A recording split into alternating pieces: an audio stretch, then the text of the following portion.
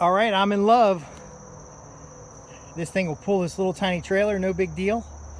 I can put fuel on it. I can collect firewood. I think I'll put a wooden bottom in it though, or a piece of plywood in the bottom. But I wouldn't take this back on a trail, but it'll certainly pull this wherever I need to pull tools, animal feed, 100 gallons of water maybe. That's about it.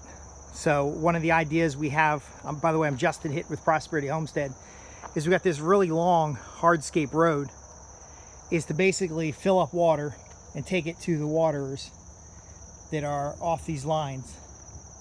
And so what we may end up doing is just filling a tank up with about 100 gallons of water and then having a hose go out into the woods to the basin for the animals, and then from the basin just basically use a float to keep that water full. And then when the between watering, we just hook up the trailer and take it back. And I was thinking about if I can find a cheap trailer to put like a chuck box on it with animal feed locked up, 100 gallons of water, and then that'll be our on-site water until I figure out the well and the water line out to the different areas the animals are going to be progressing. But this ATV, it's my dad's ATV. It will pull this trailer no problem. And I actually by hand brought the trailer over here from under the shelter. So I can put fuel on it, I can put equipment on it, I can get it to where I need to get it. I'll probably need to level out more areas if I'm going to take it into the woods, or get a trailer with a higher clearance. But again, while we're getting these things set up, you want to get set up what you can. I'm having delays on the power, and without the power, I can't get a well. I can get a well, but the well is going to have to be solar, or I could get on the waiting list for a well. But then if the well comes up early, I won't have any power to operate it. So I'll be out the money, but not have the resources.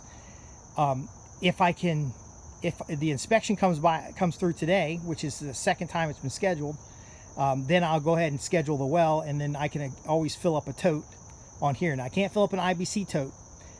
A gallon of water weighs 8 pounds. So I could fill up like a 100-gallon tote to put on here, secure it to the platform. But this trailer is only rated to carry at most 1,000 pounds.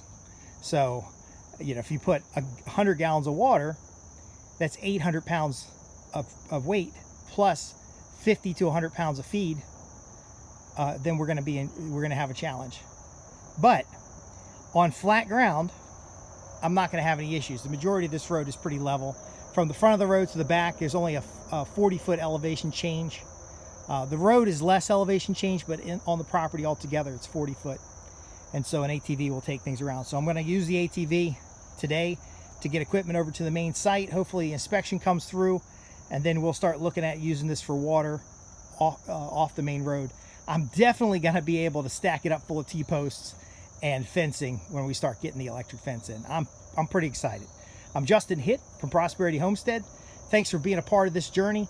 If you want to support us, you're going to join the mailing list, and we're going to make sure that you get your homestead up in 12 months or less, and that you start getting animals in place, you start getting food security in place, you start getting at least a sustainment position on a piece of land or where you're at today.